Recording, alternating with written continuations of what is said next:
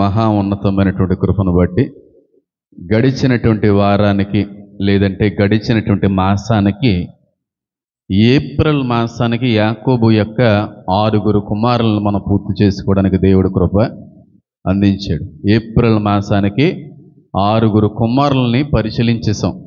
మే మాసంలో మరొక 6 పరిశీలించుకొని యాకోబు యొక్క సంతానము, యాకోబు నుంచి వచ్చిన 12 గోత్రకర్తల గురించినటువంటి పరిశీలన మే నెల ఆఖరిలోగా మొత్తం అంతా కూడా పూర్తి చేసుకునే అవకాశాన్ని దేవుడు అందించాలని నేను ఆశపడతా ఉన్నాను. మనందరికీ తెలిసినటువంటి విషయమే, యాకోబు గారి యొక్క మొదటి భార్య అయిన లేయా గారికి 4 కుమారులు పుట్టారు. 4 కుమారులు పుట్టిన అనంతరం ఆమె యొక్క గర్భం ఉడిగిపోయింది, కాన్పు ఆగిపోయింది. ఆగిపోయిన తర్వాత రాహేలు గారు బాధపడ్డారు. అక్కగారికి ఏమో 4 కుమారులు ఉన్నారు, నాకు చూస్తేనేమో నాకు బిడ్డలు లేకపోయారని చెప్పి రాహేలు యొక్క దాసి అయిన బిల్హాని పిలిచి ఆ బిల్హాని భర్త గారికి ఇవ్వడం ద్వారాగా 2 కుమారులు పుట్టారు. ఆ 2 కుమారుల పేరు కూడా మనం పరిశీలించాం. ఒకళ్ళ పేరు చెప్పండి దాను, రెండో వ్యక్తి పేరు నఫ్తాలి. అంటే సుమారుగా 6 కుమారుల గురించి పరిశీలించుకున్నాం.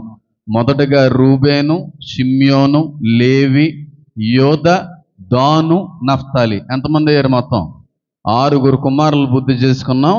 ఈరోజు మనం ధ్యానించుకోవలసినటువంటి కుమారుడు యొక్క పేరు లేదంటే సంఖ్య 7వ సంఖ్య.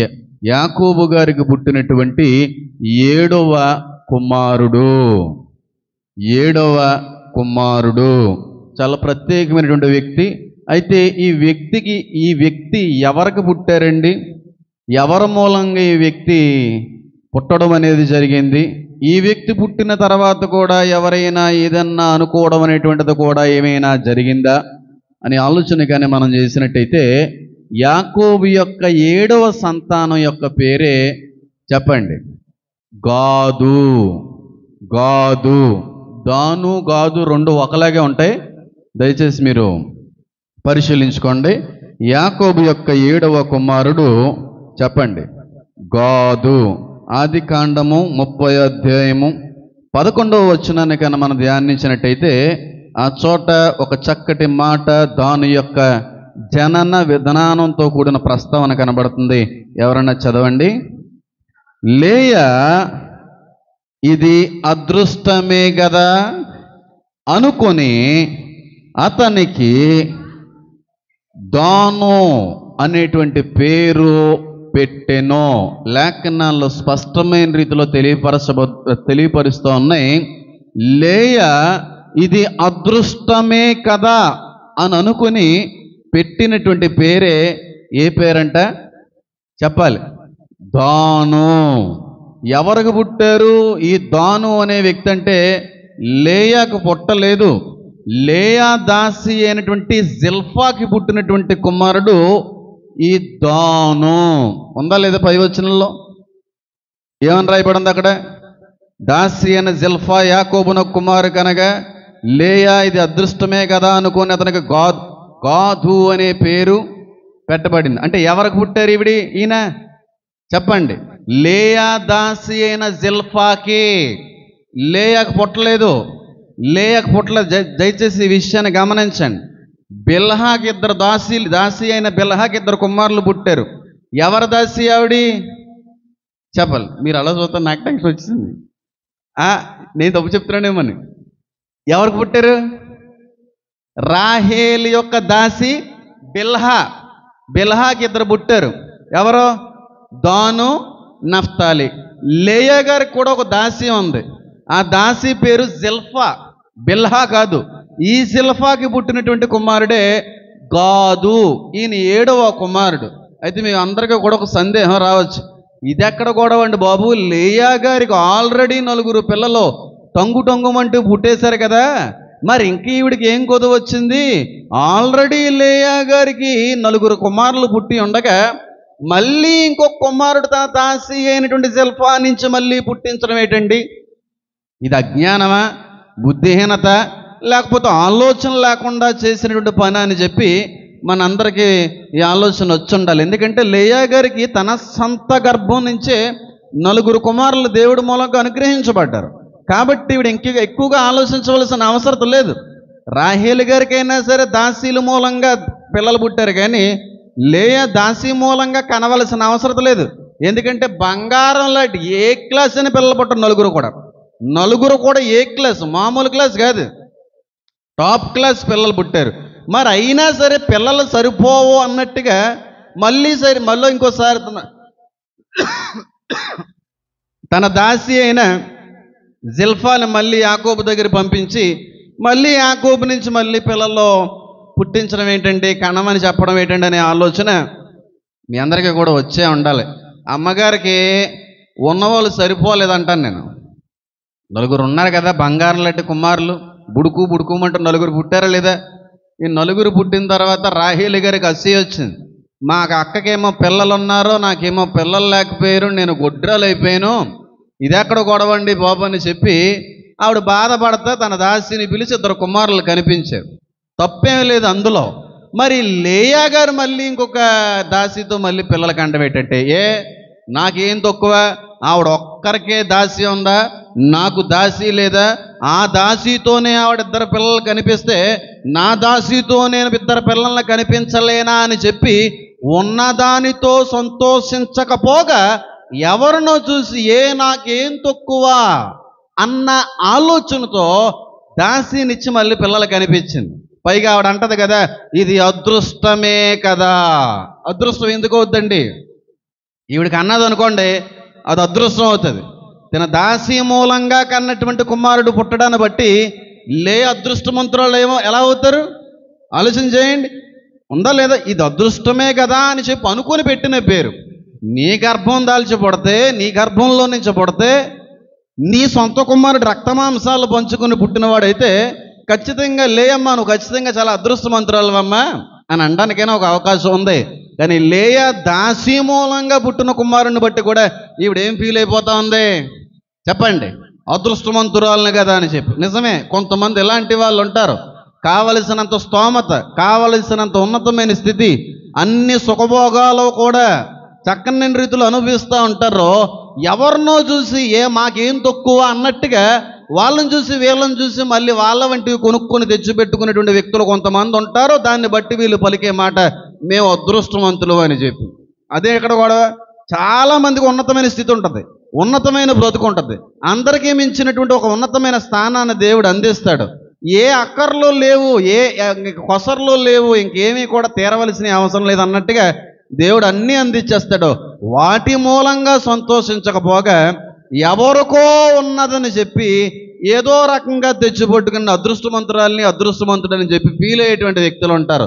ఆ తెచ్చిపెట్టుకున్నది తన కష్టార్జితంతోనో లేకపోతే దేవుడి యొక్క కృప మూలంగానో తెచ్చిపెట్టుకుంటే అదేం తప్పు కాదు. కానీ అప్పులు చేసి మరీ తెచ్చుకుని అదృష్టవంతులు అని ఫీల్ అవుతూ ఉంటారు. అది అక్కడ గొడవ తేలదు. ఉన్నదాంతో సర్దుకోవచ్చు కదా, ఉన్నదాంతో సంతృప్తి పొందుకోవచ్చు కదా, ఉన్నదాంతో దేవుడు ఇచ్చాడు చాలు అన్నట్టుగా ముందుకెళ్ళొచ్చు కదా.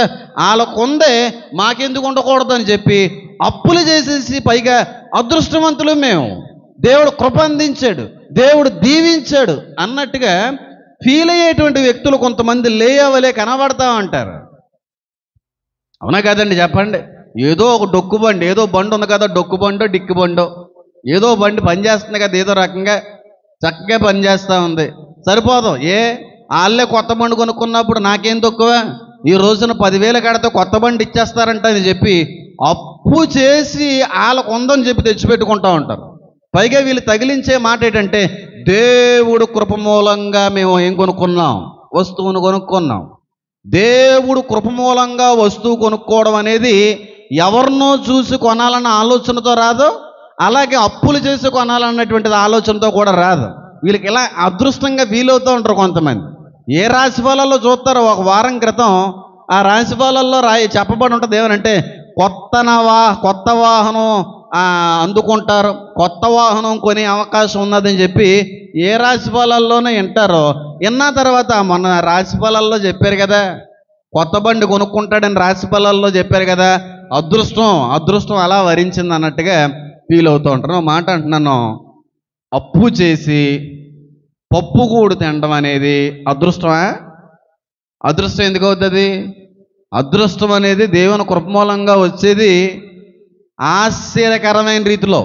అనూహ్యమైన రీతిలో అనుగ్రహించబడతా ఉంటుంది.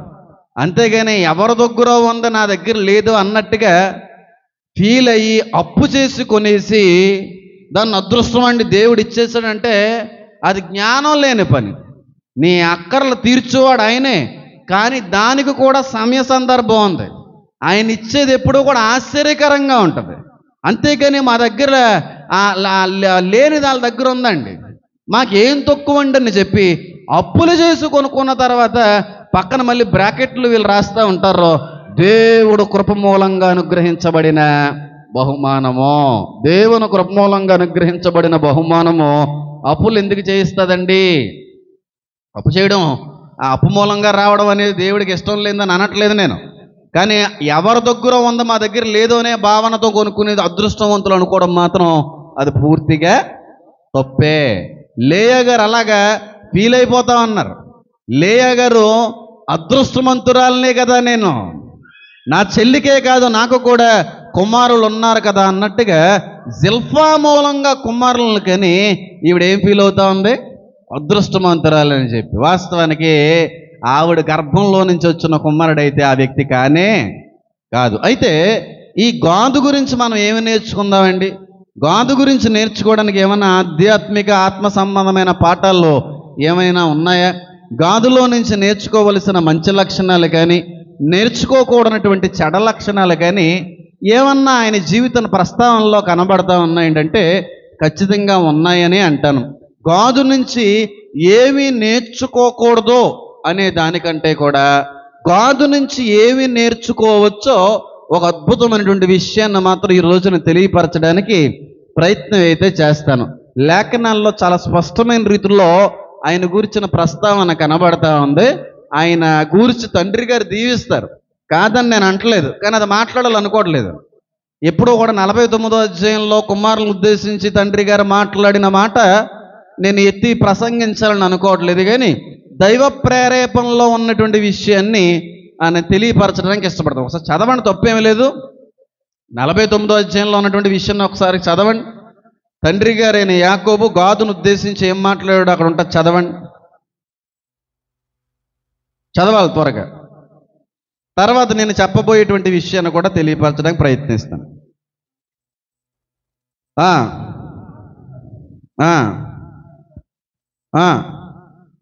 మళ్ళీ చదవండి.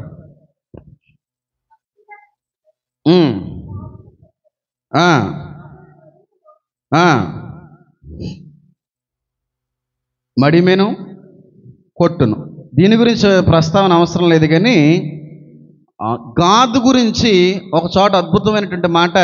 అంటే యాకోబు గారు మాట్లాడింది తప్పు అని నేను అనట్లేదు, కానీ ఇంకా అద్భుతమైన విషయం ఉంది, దాన్ని మాట్లాడుకోవడానికి ప్రయత్నం అయితే చేద్దాం. ఈ విషయం వద్దు. మనం ద్వితీయోపదేశకాండాన్ని కానీ మనం చూసినట్టయితే గాదు గురించి మోషే దీవెనకరమైన మాట ఒక మాట మాట్లాడతాడు. ద్వితీయోపదేశకాండం 33వ అధ్యాయాన్ని కానీ చూస్తే ఆ చోటి గాదును గురించి ఒక అద్భుతమైనటువంటి ఆశీర్వాదకరమైనటువంటి ప్రవచనాన్ని మోషే ప్రవచించడానికి ఇష్టపడతాడు. ద్వితీయోపదేశకాండము 33వ అధ్యాయము 20వ వచనాన్ని ఎవరన్నా చదవండి. 20వ వచనం. గాదును గూర్చి ఇట్లా, నేను గాదును విశాలపరుచువాడు స్తుతింపబడును, అతడు ఆడ సింహము వలె పొంచియుండును, బాహువును నడినెత్తిని కూడా చెప్పండి చీల్చివేయును. గాదును గూర్చి మోషే భక్తుడు ప్రవచిస్తూ ఉన్నాడు. తండ్రైన యాకోబు ప్రస్తావన అక్కడ లేదు. తండ్రైన యాకోబు గారి యొక్క ప్రవచనం కానీ దీవెన కానీ ఆ చోట లేకపోవచ్చు, కానీ వాస్తవానికి లేఖనాల్లో ఉన్న విషయం ఏంటంటే గాదును గూర్చి మోషే ప్రవక్త ప్రవచిస్తూ ఉన్నాడు. గాదును గురించి మోషే ప్రవక్త దీవెనకరమైనటువంటి మాటను పలుకుతా ఉన్నాడు. అతడు ఆడ సింహము వలె పొంచి ఉండును, బాహువును నడినెత్తుని కూడా ఏం చేస్తాడు? చీల్చివేస్తాడు. ఎవరైనా? గాదు అనేటువంటి గోత్రం గురించి, గాదు యొక్క వంశావళి గురించి మోషే ప్రవక్త అట్టి వాగ్దానమును అట్టి ప్రవచనాన్ని ఎత్తుకొని వాళ్ళని దీవిస్తున్నట్టుగా ఈ ద్వితీయోపదేశకాండ 33వ అధ్యాయంలో మనకు కనబడతా ఉంటారు. అంటే గాదు ఏ జంతువుతో పోల్చబడ్డాడంటే కట్లపాముతో కాదు. దేంతో పోల్చబడ్డాడు? అడవికి అడవికి రాజు అయినటువంటి సింహపుతో పోల్చబడ్డాడు. సింహము కూడా అనకూడదు, శివంగితో పోల్చబడ్డాడు. శివంగి అనగా ఆడ సింహముతో, మగ సింహంతో పోల్చలేదు, ఆడ సింహాలతో పోల్చాడు. ఉందా లేదా అక్కడ? ఆడ సింహము వలె పొంచి ఉంటుంది, అది నడి నెత్తిని బాహును కూడా ఏం చేస్తుంది? చీల్చి వేస్తుంది. ఎందుకు ఆడసింహముతో గాదు పోల్చబడ్డాడంటే ఆడసింహం చాలా అద్భుతమైన రీతిలో వేటాడుతుంది.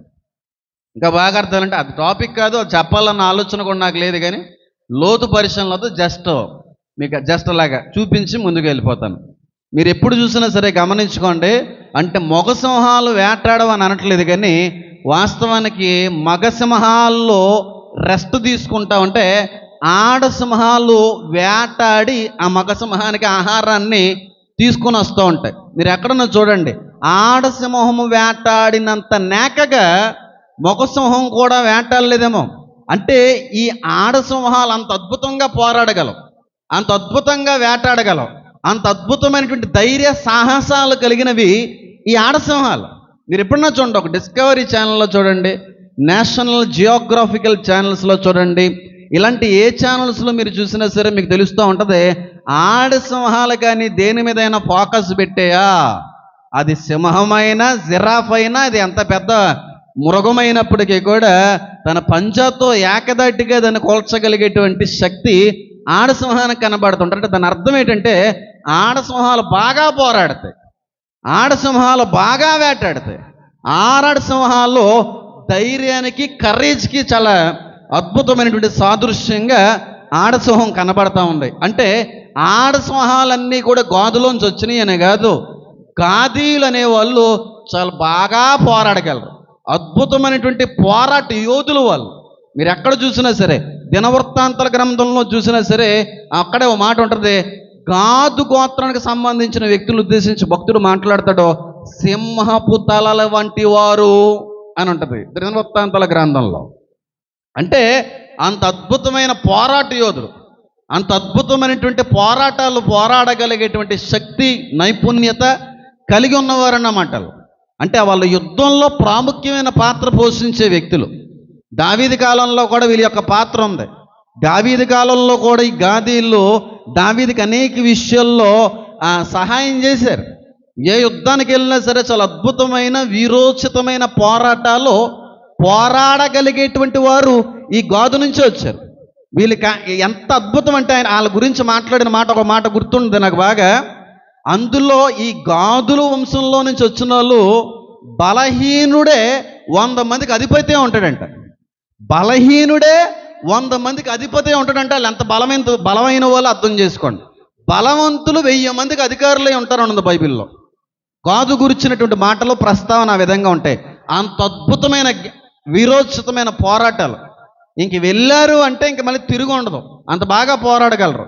అందుకే చాలా విషయాల్లో ఇశ్రాయేలుకి సహాయపడింది, ఇశ్రాయేలు కొరకు విజయాన్ని చేకూర్చింది ఈ గాదీల యొక్క పాత్ర ఉంది.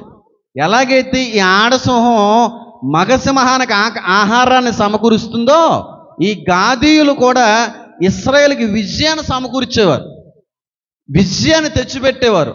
అంత అద్భుతమైనటువంటి పోరాట యోధులు ఎవరైనా ఉన్నారు అంటే అది ఎవరన్నమాట?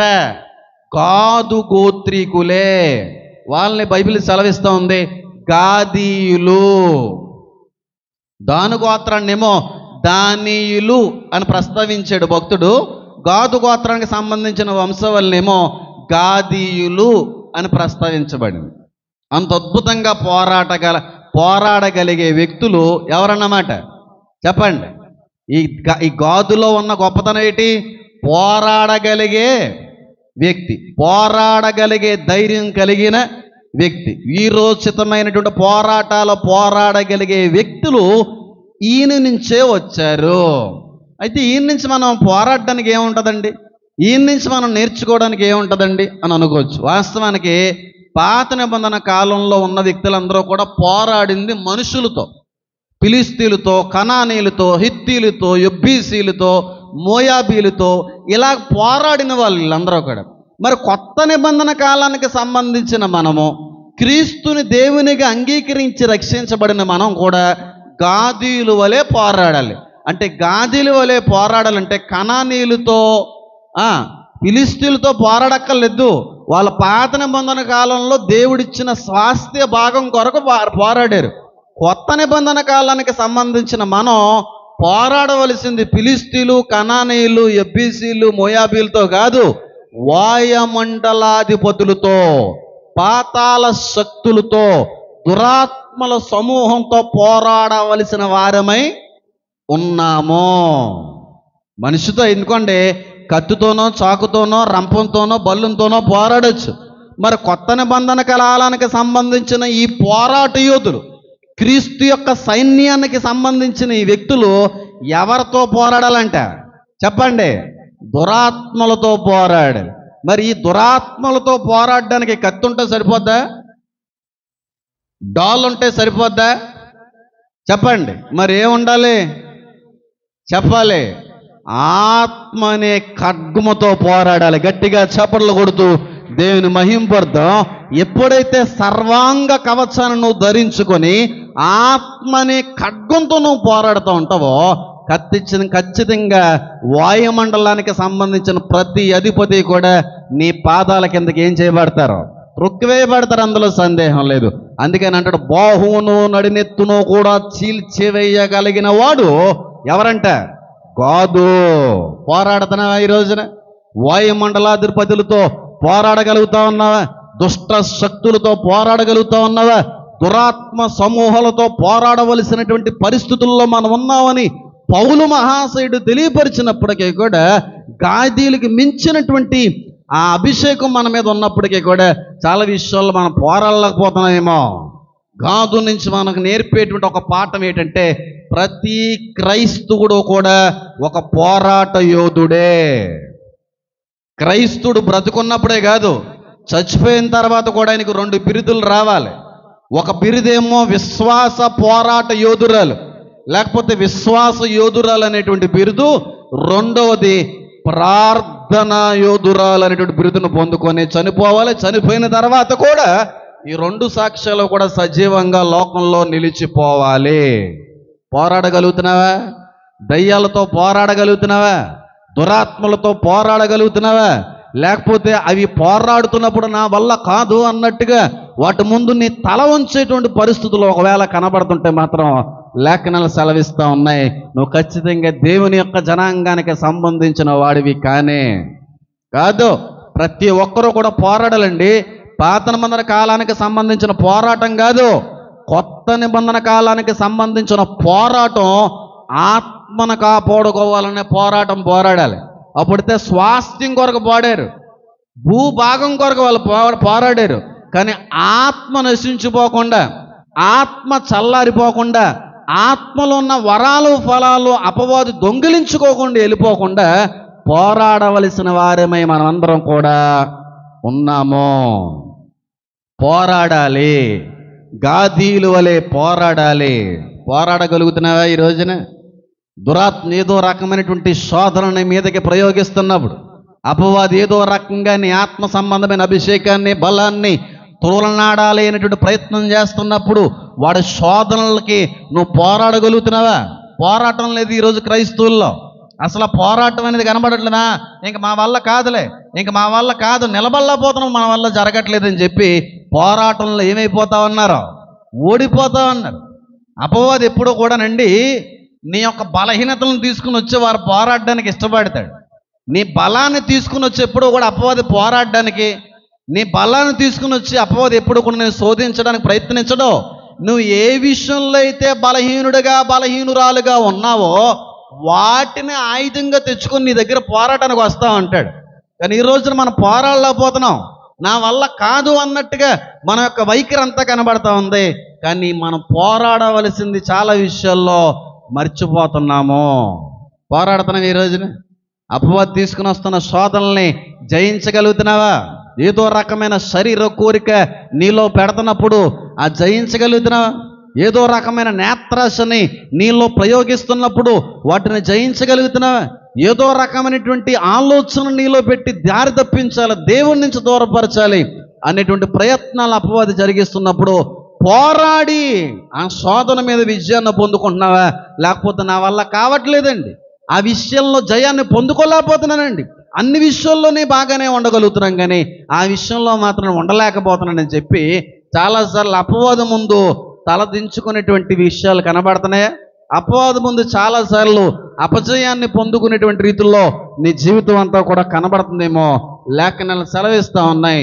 ప్రతి క్రైస్తవుడు కూడా పోరాట యోధుడే. పోరాడాలి. కొంతమంది ఉంటారు, అందరూ అనకపోవచ్చు కానీ కొంతమంది చాలాసార్లు నిలబడదామని అనుకుని నిలబడుతున్నాం కానండి తర్వాత ఉండలేకపోతున్నానండి. నిలబడనని చెప్పి బాగానే నిలబడుతున్నానండి, త్రాక్కూడదని చెప్పి 2-3 నెలలు త్రాక్కుండా బాగానే నిలబడుతున్నానండి. పొరపాటును కూడా ఇంకా మందును ముట్టకూడదని చెప్పి మందును ఎక్కడా కూడా ముట్టనేయకుండా బాగానే నిలబడుతున్నాం కదండి, ఉండగలుగుతున్నాం కదండి. కొన్ని రోజుల తర్వాత మళ్ళీ దాన్ని చూసినప్పుడు ఏమైపోతున్నానండి?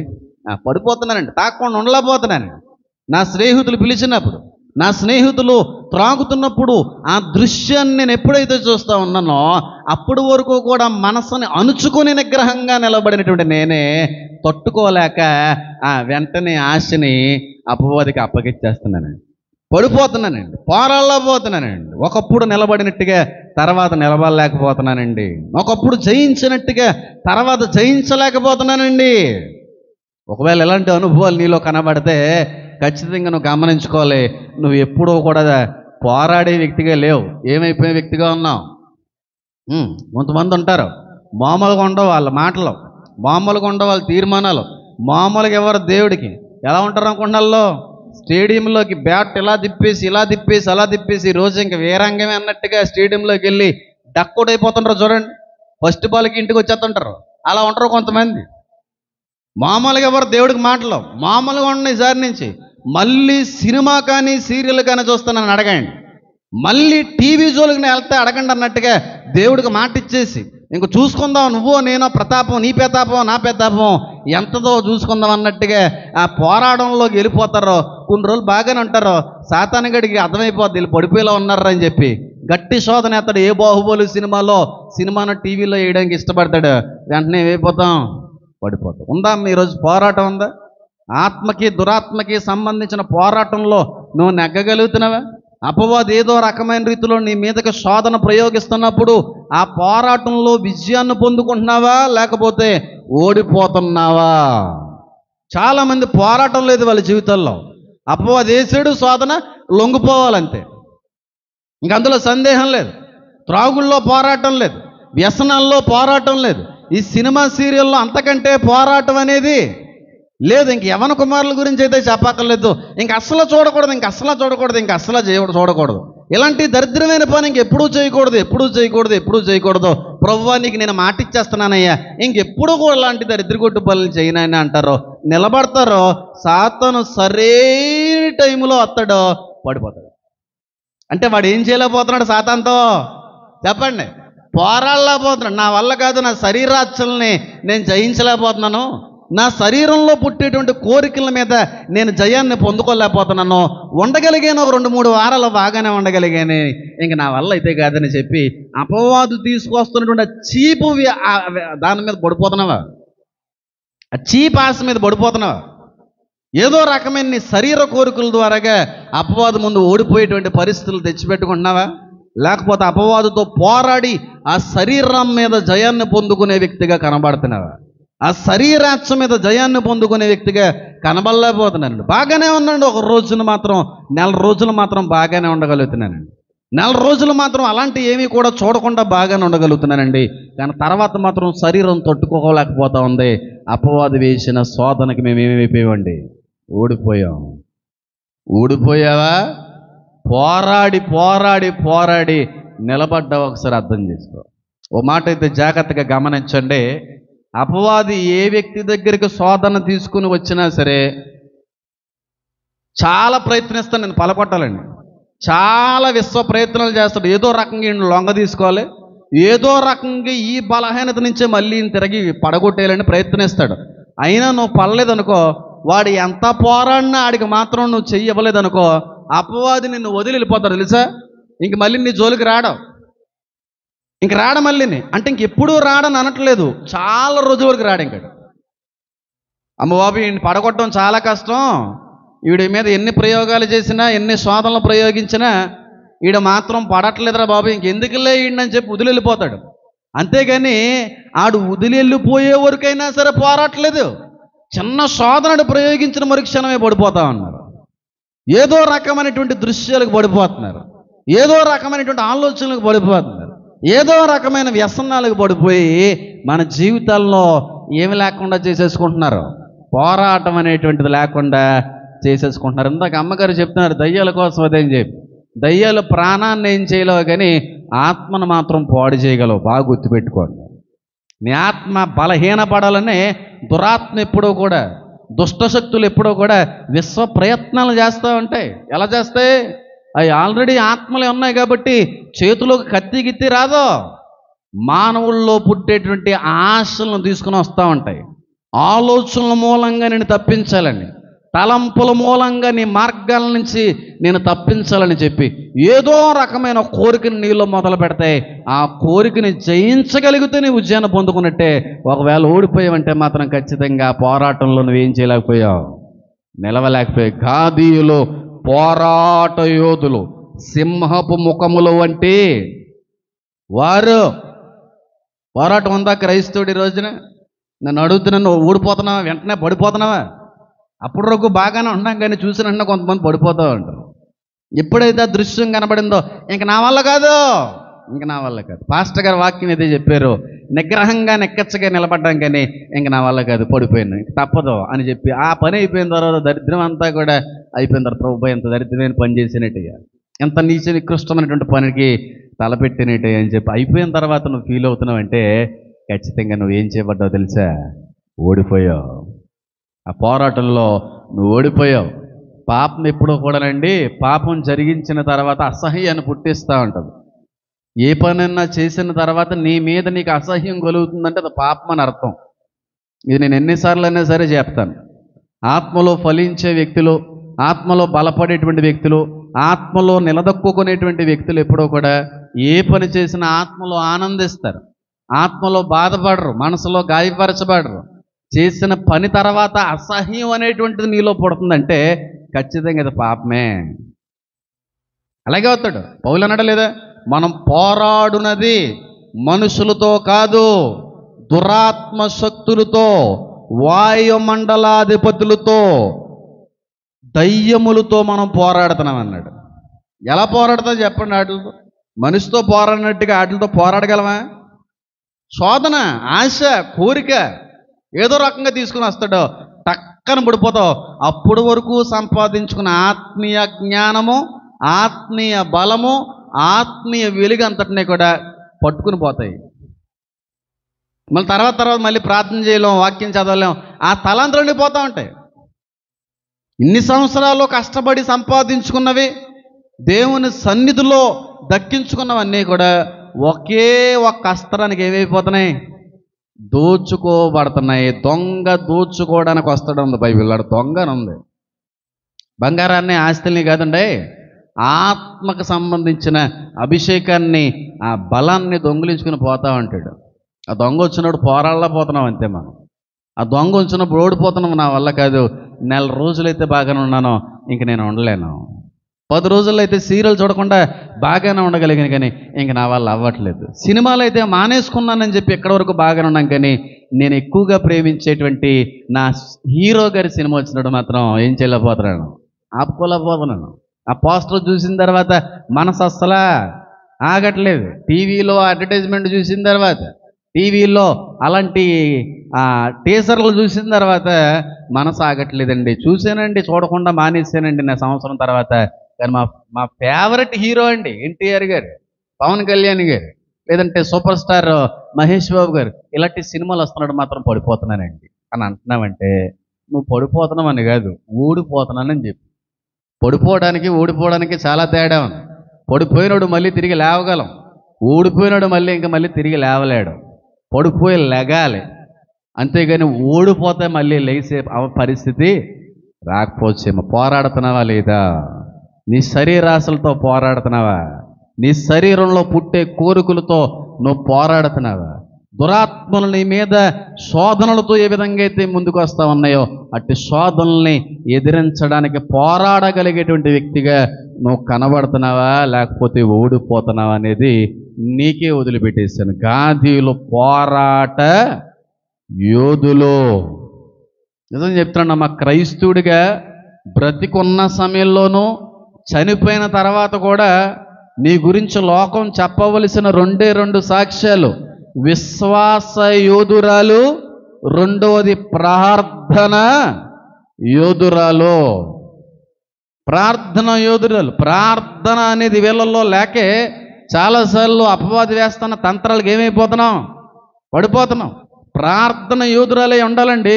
ప్రార్థనలోనే పోరాడగలం. సాతానుతోని కూర్చుంటే పోరాడలేం, సినిమాలు చూస్తుండగా పోరాడలేం. తాతయ్య గారు ఆత్మీయతండి పారాసమ్యులు గారు పోరాడేవాడు. ఎలా పోరాడేవారు తెలుసా? ఒక మనిషి ఎదురుగుండా నిలబడితే ఒక మనిషి మరొక మనిషితో ఏ విధంగా అయితే ఖండిస్తూ గద్దిస్తూ మాట్లాడేవారో ఆ విధంగా పోరాడేవారు. ఆయన ప్రార్థన చేస్తూ ఎదురుగా ఎవరో మనిషి ఉన్నట్టుగా, ఆ వ్యక్తిని గద్దిస్తున్నట్టుగా, ఆ వ్యక్తిని పోరాడుతున్నట్టుగా ఆయన యొక్క ప్రార్థన జీవితం అంతా కూడా కనబడతాం ఉందా? ఈ రోజున ప్రార్థన యోధురాలుగా ఒక మంచి పేరును సంపాదించావా? ఆవిల్లాగా ఎవరో కూడా ప్రార్థన చేయలేరండి. ఆవిడ ప్రార్థన మొదలు పెడితే అనర్గళంగా తెలియకుండా కొనసాగుతూనే ఉంటారండి. అద్భుతమైనటువంటి ప్రార్థన జీవితం ఉందండి ఆవిడలో. అద్భుతమైన ప్రార్థన యోధురాలండి. ఆమె యొక్క మోకాళ్ళు చూస్తేనే అర్థమవుతుందండి ఆవిడ యొక్క ప్రార్థన అంత స్థేపాటుతో. అంత అద్భుతమైన ప్రార్థన పోరాడినటువంటి వ్యక్తి అండి అనే సాక్ష్యం ఉంది ఎవరిలో అయినా, ఎవరి జీవితంలో అయినా. పోరాడాలమ్మా. సాతానుతో పోరాడాలంటే దేవుడిచ్చిన ఒక అద్భుతమైనటువంటి ఆయుధం ఏదన్నా ఉందంటే వాక్యం ఒకటే, ప్రార్థన ఒకటే. ఈ రెండిట్లతోనే పోరాడగలం. సాతానుతోనూ, శోధనలతోనూ, ఆశలతోనూ. ఈ రెండూ లేకపోతే అపవాదిని జయించలేం.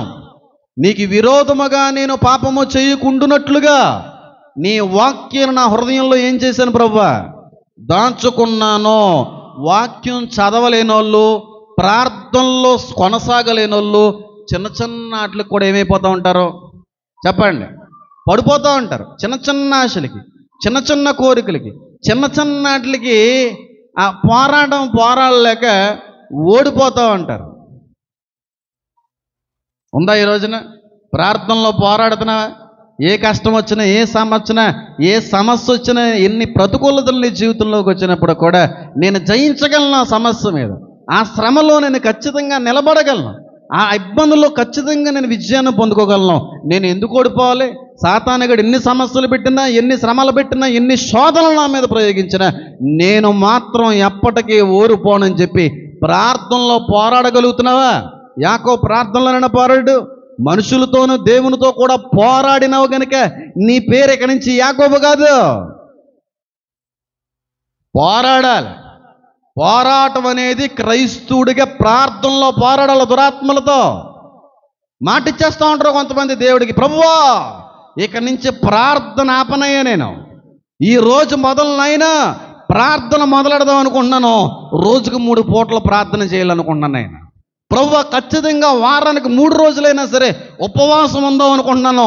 పెద్ద ప్రార్థన యోధురాలుగా మారాలనుకుంటున్నాను నేను అని చెప్పి ఓ అంటారు. 2 వారాలతో నీరసంగా ఉంటుంది, ప్రార్థన చేయలేకపోతున్నామండి. ఎండ ఎక్కువైపోయిందండి, ప్రార్థన చేయలేకపోతున్నామండి.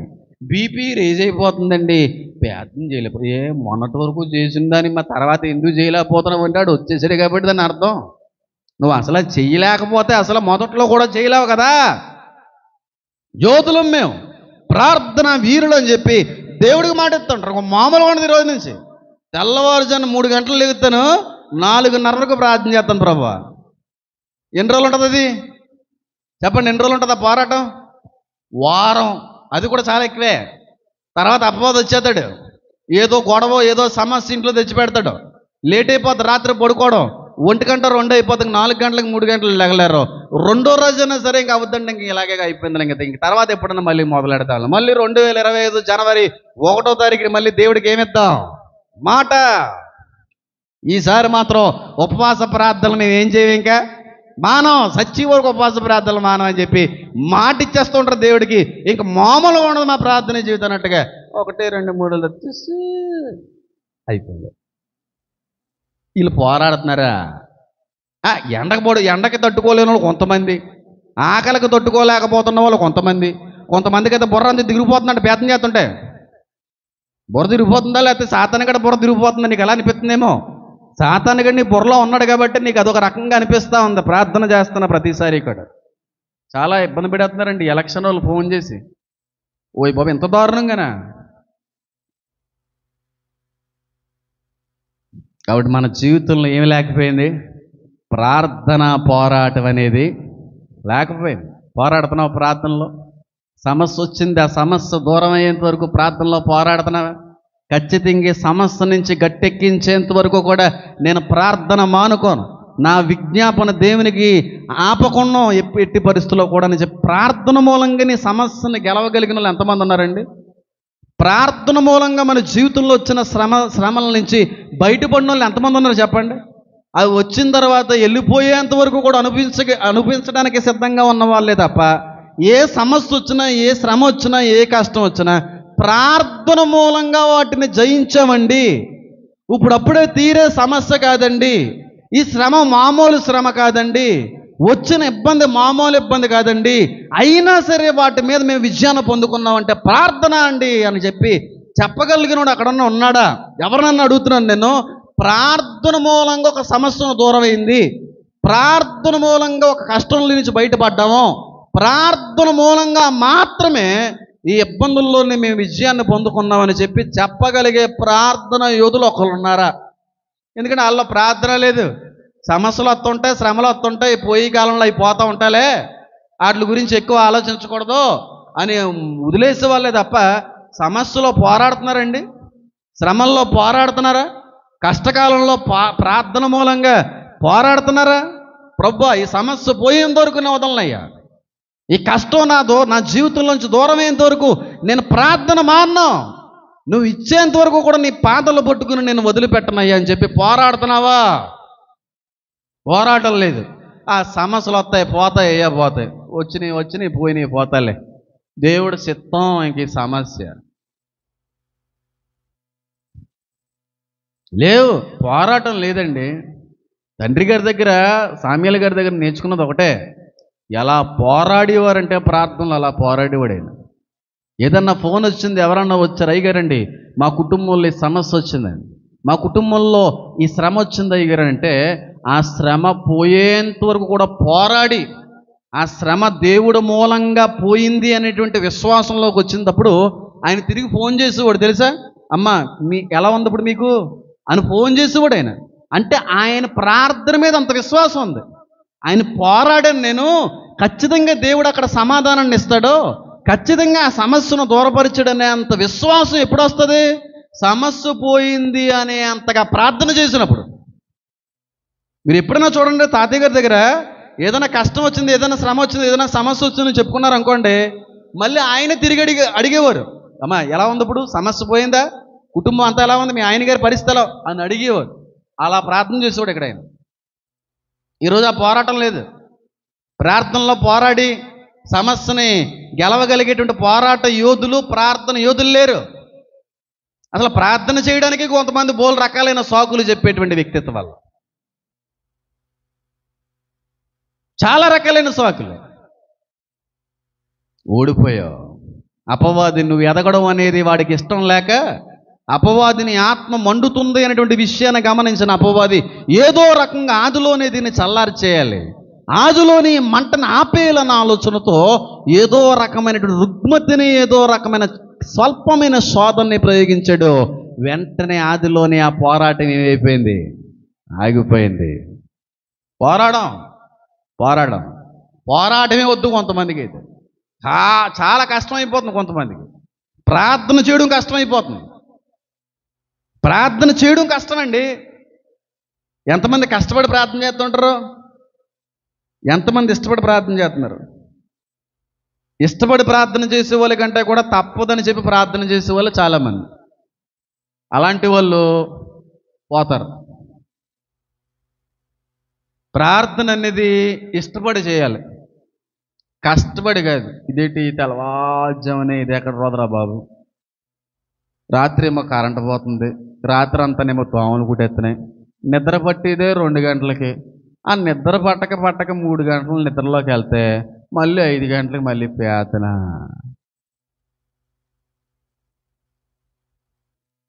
వీళ్ళందరూ కూడా ప్రార్థన యోధులు, యోధురాళ్ళుని. పట్టక పడుతుందంట 2 గంటలకు నిద్ర, మళ్ళీ 5 గంటలకు మళ్ళీ ప్రార్థన చేయాల్సి వస్తుందండి. ఎవడు చేయమన్నాడో చేయడం మాని. 5 గంటలకు ట్రైన్ అంటే లెగిసిపోతున్నాం 4 గంటలకి. 5 గంటలకు తిరుపతి ప్యాసింజర్ అండి, 5 గంటలు దాటితే మళ్ళీ ఉండదంట. 4 గంటలకు వెళ్ళిపోయి రైల్వే స్టేషన్లో కూర్చుంటున్నాం. ఎందుకంటే వెళ్ళాలన్న ఇష్టం అలాగ ఉంది నీకు. ప్రార్థన కష్టం అనే ప్రయోజనాలు ఏమి ఇష్టంగా ఉన్నాయి కొంతమందికి. లేఖనాలు తెలియపరుస్తున్నాయి, ప్రతి క్రైస్తవుడు కూడా ఒక అద్భుతమైన ప్రార్థన పోరాటాన్ని పోరాడగలిగే వ్యక్తులుగా ఉండాలి. అపవాదికి నచ్చట్లేదేమో అమ్మా, నువ్వు తెల్లవారుజామునే లేచి ప్రార్థన చేస్తున్నావు అని చెప్పి అపవాది నచ్చలేదు, అందుకే వచ్చేసి నీ దగ్గరికి. నువ్వు రోజు పొద్దున్నే లేచి బైబిల్ చదువుకుందామని ఒక మంచి తీర్మానంలోకి వెళ్ళావు.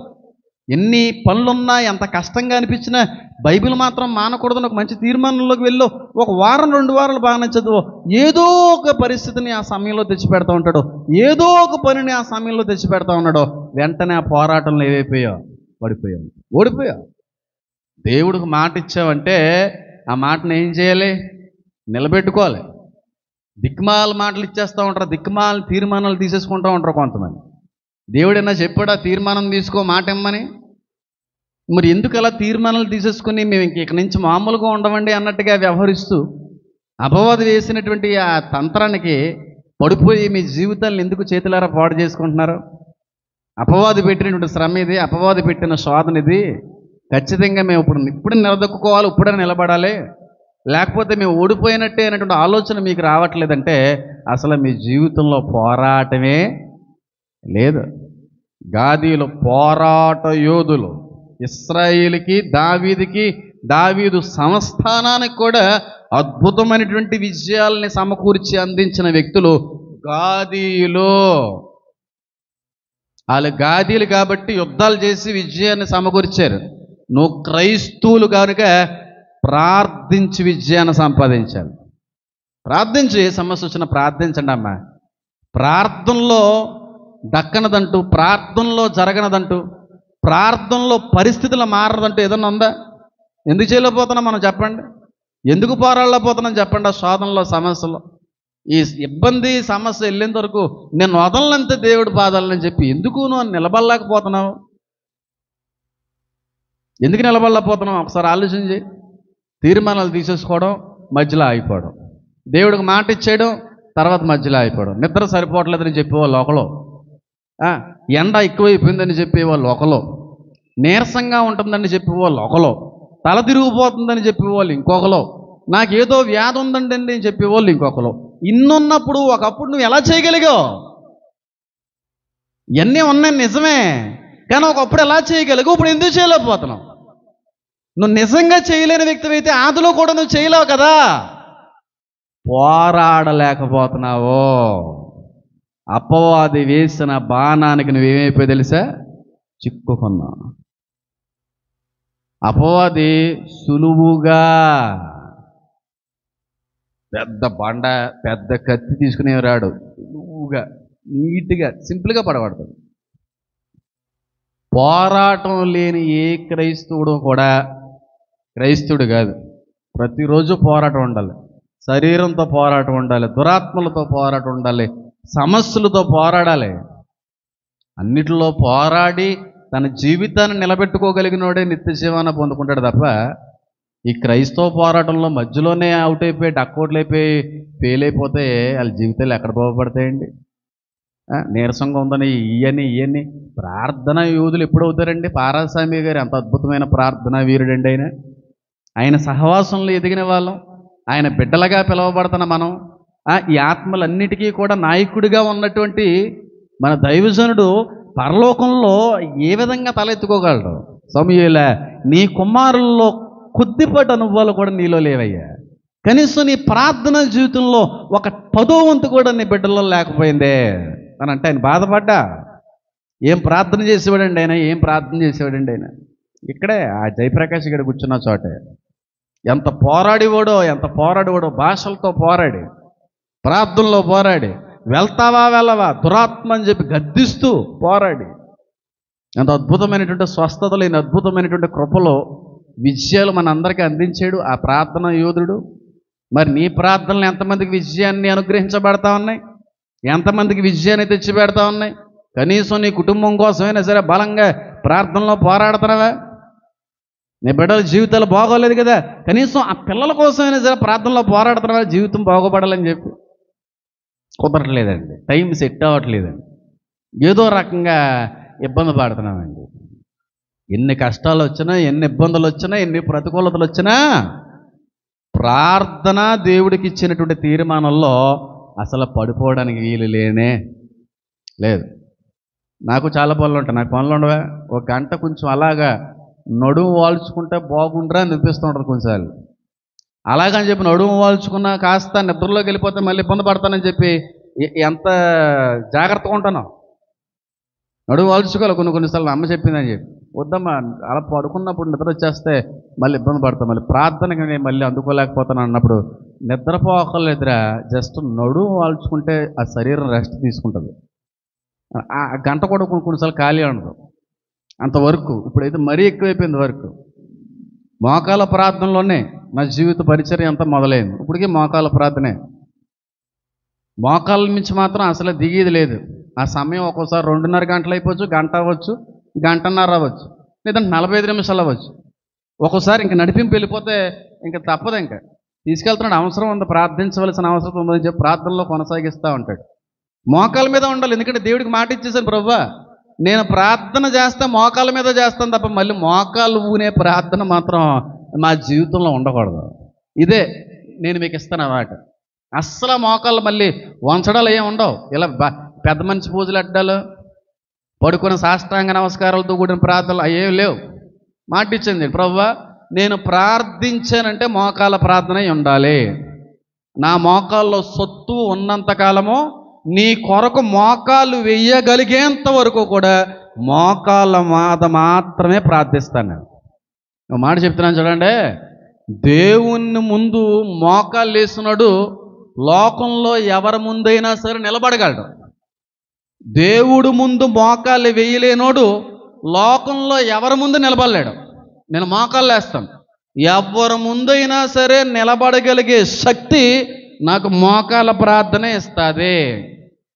మోకాళ్ళు అయితే సమ్మగా ఉంటుందా, నొప్పిగా ఉంటుందా?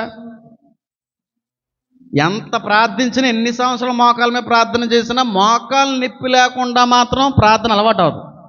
కొన్ని సమస్యలు, కొన్ని కష్టాలు అలవాటైపోతాయి. కానీ ఇది ఎంత అద్భుతమైన ప్రార్థన వీరిలో అయినా, ఎంత అద్భుతమైన ప్రార్థన జీవితంలోకి వెళ్ళినా మోకాల ప్రార్థనలో మాత్రం ఎప్పుడు నొప్పి పుడుతూ ఉంటుంది. అలవాటు అవ్వదు. నొప్పి లేనిది అసలు ప్రార్థనలు అవుద్ది చెప్పండి? మాటిచ్చు నిలబడాలి. మరి ఎందుకు అలా జరిగిందో నాకు తెలదు. కానీ ఇప్పుడు ఎండాకాలం వల్ల ఏంటో తెలియదు, ఇక్కడే చేస్తూ ఉంటాను ప్రార్థన. నేను చెమటలు పట్టేసిన మోకాల కింద. మీకు ఎప్పుడన్నా చాలామందికి అంటే ఆడవాళ్ళు చీరలు అవి అడ్డుంటాయి కనుక మీకు అంత ఇబ్బంది ఉండదు. మగవాళ్ళు కూడా ప్యాంట్లలో ప్రార్థన చేస్తారు కనుక మీకు అంత ఇబ్బంది ఉండదు. కానీ నేను ఏమి వేసుకోను, ఏ షార్ట్తో వేసుకుని ప్రార్థిస్తాను. మోకాలుగా ఊనాలి అనే ఉద్దేశంతో. నా స్కిన్ టెక్స్చర్ వైట్ కాబట్టి ఆ నలుపు పెద్దగా వచ్చేలేదు. నల్లగా ఉన్న వాళ్ళకి అనుకోండి, అసలు మోకాలు ప్రార్థన లేకపోయిన వాళ్ళకి నల్లగానే ఉంటాయి మోకాలు చెప్పులు. నల్లగా ఉన్న వాళ్ళకి అలా అనుకున్నా, అమ్మ చాలా పెద్ద మోకాల ప్రార్థన అనుకున్నారు కనుక. నలుపుగా ఉన్న వాళ్ళకి మోకాలు మామూలుగానే సహజసిద్ధంగా నలుపు ఉంటుంది. మోకాలు ప్రార్థన చేసే వీళ్ళకి 2 చోట్ల కంతులు కడతాయి, ఒక చోట కట్టదు, 2 చోట్ల కడతాయి. నల్లగా ఉన్న వాళ్ళకి అనుకోండి ఆ రంగు, ఆ కంతి బేగ కనబడిపోద్ది. తెల్లగా ఉన్న వాళ్ళకి నలుపుగా మారాలంటే మోకాలు చాలా కష్టం, చాలా కష్టం. ఒక 5 సంవత్సరాలు నేను ప్రార్థిస్తున్నాను, ఇంచుమించుగా చాలా సైజు వస్తుంది, కంతి కంతి కట్టేసినట్టు ఉంటుంది. అయితే మొన్న ఎండాకాలం మొదలైంది కనుక ఈ దుప్పటేసుకుని అవి చేయను, మామూలుగానే బేర్ నీస్తూనే ప్రార్థిస్తూ ఉంటాను. చెమటలు పడుతూ ఉంటాయి శరీరం కింద, టైల్ కదా, చెమట పడుతూ ఉన్నప్పుడు ప్రార్థన అంతా అయిపోయి లెగిసేటప్పుడు కొన్నిసార్లు జారిపోతాయి. అప్పుడు ఎక్కడ పడేద్దో తెలుసా? చెప్పలేనంత బాధ. మరి అలా పట్టిందా, లేకపోతే నాకున్న అనుభవం ఏంటంటే ఇక్కడే ప్రార్థించాను, అలా బయటికి వెళ్ళినప్పుడు కుక్కలతో తిరుగుతున్నప్పుడు మేడ మీద ఉన్నప్పుడు బయట ఉన్నా సరే ప్రార్థన చేయాలని ప్రేరేపు వచ్చింది అనుకోండి, వెంటనే మోకాళ్ళు వేసేస్తాను. మొన్న ఎవరో మేడ మీద అందరూ చూస్తూ ఉన్నారు, రాత్రి 8:30 ఎంత కుర్చీలో కూర్చున్నాను. కుర్చీలో కూర్చుని ఎందుకు ప్రార్థన చేయాలి అని అనిపించింది, అంటే ఆ కుర్చీలో దిగిపోయి వెంటనే ప్రార్థించాను. ఇంక అక్కడే ఎక్కడైనా ఉండదు, స్నానం చేస్తున్నాడు ప్రార్థన చేయాలన్నా మోకాళ్ళు వేసి చేసేస్తాను. అదేం లేదు, అనిపిస్తే ప్రార్థన చేయలేదు. ఎక్కడన్నా సరే ట్రైన్లో మోకాళ్ళు వేస్తున్నాడు నేను, ట్రైన్ ప్రయాణంలో అందరూ అంతమంది అందమైన అమ్మాయిలు అందరూ చూస్తున్నప్పుడు కూడా మోకాళ్ళు వేసి ప్రార్థించినాడు. ఆ ఫీలింగ్ ఏముండదు. అది ఏ ప్లేస్ అయినా సరే ప్రార్థించాలి అనే ప్రేరేపణ వస్తే 100 మందిలో ప్రార్థిస్తాను. రెస్టారెంట్లో 1000 మంది ఉన్నారు, ప్రార్థన చేయాలని ప్రేరేపణ వచ్చింది అనుకోండి, ఖచ్చితంగా ప్రార్థిస్తాను. ఫీల్ ఏమన్నా సిగ్గుపడి నేను. అలాగే ప్రార్థించినప్పుడు అనుకుంటాను, మోకాళ్ళు వేసినప్పుడు బయట ఎక్కడో ప్రార్థించినప్పుడు, ఎప్పుడో రీసెంట్గా ప్రార్థిస్తున్నప్పుడు కింద రవ్వలు ఉంటాయి చూడండి, చిన్న చిన్న రవ్వలు, మట్టి గులకరాల్లాగా, లేదంటే శాండ్ ఉంటుంది, ఇసుక సంబంధించిన చిన్న రవ్వలు ఉంటాయి. అది ప్రార్థిస్తున్నప్పుడు ఆల్రెడీ కంతి కట్టేసింది, అది ప్రార్థించినప్పుడు ఎప్పుడో కుచ్చుకుని ఉండిపోయినట్టుంది. అది దాన్ని పెద్ద పట్టించుకోలేదు, నేను దులుపుకొని మామూలుగా అయిపోయాను. కానీ ఒక 4 రోజుల క్రితం వీడికి మాత్రమే తెలిసేది, కుడివైపు ఉన్నటువంటి మోకాళ్ళు ఆ చెప్పంతా కూడా, కంతి అంతా కూడా స్వెల్లింగ్ వచ్చేసింది. చెప్పాను కదరా నీకు, ఎర్రగా మారిపోయింది, ఆ నల్లదాని చుట్టూ కూడా ఎర్రగా మారిపోయింది. నొప్పి వచ్చేస్తూ ఉంది, మోకాళ్ళు వేయడం చాలా కష్టం అయిపోయింది. అలాగని చెప్పి నేను మోకాళ్ళ ప్రార్థన మానేలేదండి.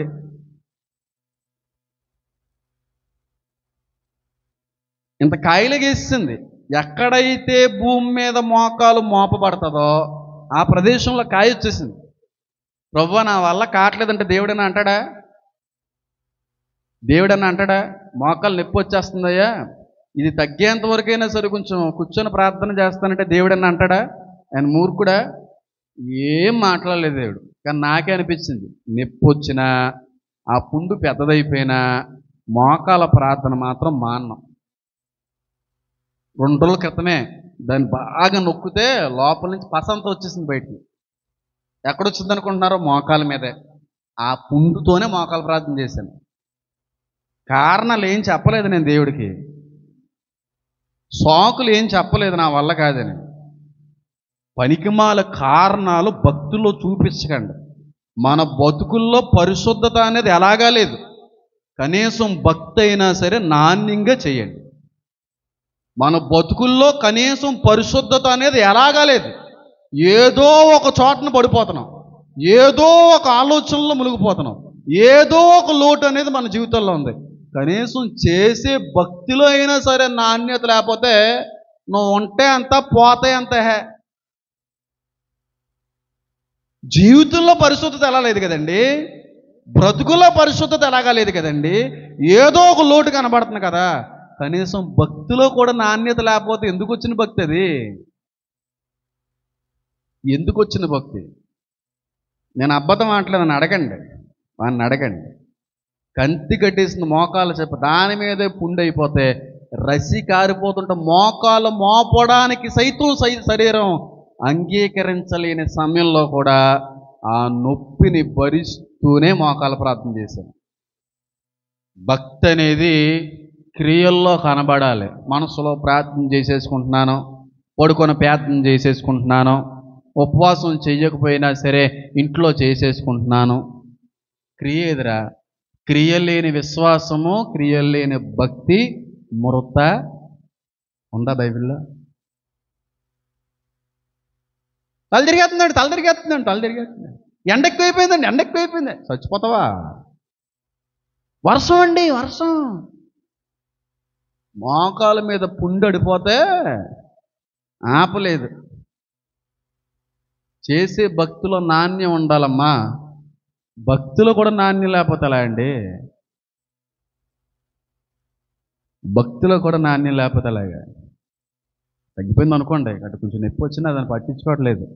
అది పస ఫామ్ అయిపోయింది లోపల. అది ఉందని చెప్పి అలాగే ఉక్కిరి బిక్కిరి అయిపోతాం. మొత్తం అంతా పిండేస్తే వచ్చేసింది. మళ్ళీ యథావిధిగా మళ్ళీ మామూలే. అంతేకాని కారణాలు ఏం చెప్పలేదా నేను? ఒక తీర్మానం తీసుకున్నాం, ఒక నిర్ణయం తీసుకున్నాం దేవుడి దగ్గర. ఆత్మలో బలపడాలి, దేవుని కొరకు ఏదో రకమైన పోరాడాలి, దేవుడి కొరకు ఏదైనా చెయ్యాలి, సాధించాలి. ఇవన్నీ కూడా జరగాలంటే ఖచ్చితంగా ఆత్మీయ అనుభవాల్లో, ఆధ్యాత్మిక నిర్ణయాల్లో మనం ఖచ్చితంగా ముందుకు వెళ్ళాలి. అంతేగాని సాకులు ప్రార్థన యోధుడనే పేరుని సంపాదించండి. మన తండ్రి గారి పేరు ప్రార్థనా యోధుడని పేరు. ప్రార్థనే. అపవాదులను జయించాలంటే, శోధనలు జయించాలంటే, వాయుమండలాధిపతిని నీ కాళ్ళ కింద త్రొక్కి వేయాలి అంటే ఖచ్చితంగా నువ్వేం చేయాలి? ప్రార్థించాలి, ప్రార్థనలో బలపడాలి, ప్రార్థన యోధులుగా పేరు సంపాదించాలి. కనీసం ప్రార్థనలో కూడా ఆ నాణ్యత, నిక్కచ్చితనం అనేది లేకపోతే, ఆ స్థిరత్వం లేకపోతే ఎందుకు వచ్చిన భక్తి చెప్పండి? ఎందుకు వచ్చిన భక్తి? 10 నిమిషాలు మోకాళ్ళు ఎత్తే నొప్పులు వచ్చి, కొంచెం మందికి మోకాళ్ళ నొప్పులు ఉంటాయి. వాళ్ళందరినీ కూడా ఎక్స్క్యూజ్ చేద్దాం పోనీ. మోకాలు బాగానే పని చేస్తూ ఉంటాయి, కొంతమంది బోల్డ్ పని చేసుకుంటూ ఉంటారు, బోల్డ్ అని చోట్లకి విచ్చలవిడిగా నడిచి వెళ్ళిపోతూ ఉంటారు, ఎన్ని ప్రయాణాలు చేస్తూ ఉంటారు. వాళ్ళు కూడా మోకాళ్ళ మీద ప్రార్థన చేయడానికి వాళ్ళకి ఇష్టం. పనికిమాలిన కారణాలు చెప్పి అపవాది చేసిన తంత్రాలకు ఏం చేయకండి, మీరు పడిపోకండి. పోరాడగలిగితే పోరాడండి. ఇంక నా వల్ల కాదు అనుకుంటే మీ ఇష్టం. పోరాడాలి. గాదీలు పోరాట వీరులు, యుద్ధ వీరులు. మళ్ళీ చెప్తున్నాను, ఆ యుద్ధాలు ఏం చేయాలని దేవుడు ఏం చెప్పలేదు మనకు. ఆ కాలంలో అయితే ఆయన ఇచ్చిన స్వాస్థ్య భాగం కొరకు పోరాడవలసి వచ్చింది, ప్రాణాలు పోగొట్టుకోవాల్సి వచ్చింది. ఈరోజు పోరాడవలసిన ప్రార్థనలో మాత్రమే. యుద్ధాలు, రాజ్యాలు, సైన్యాలు ఇచ్చి పోరాడు, ఫిలిస్తీన్ల మీద దండెత్తి వెళ్ళు, కణాలని ఈ రోజున హతమార్చు అని అంటున్నాడు మనల్ని. ప్రార్థించమ్మా, ప్రార్థనలో పోరాడమ్మా అంటున్నాడు. అంతే. ఆ ప్రార్థనలో కూడా పోరాడడం అనేది కష్టమైపోతే ఇంక నీ జీవితంలో ఎవరో కూడా మార్చలేం.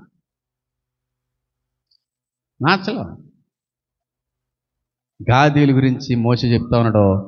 ఆడసింహపు వంటి వాడు, పొంచి ఉండే ఆడసింహపు వాడు, నడినెత్తి బాహువును సైతం చీల్చి చెండాడేవాడు. గాదీల నుంచి మనం నేర్చుకోవాల్సింది పోరాటం. దేంతో పోరాడాలి చెప్పండి?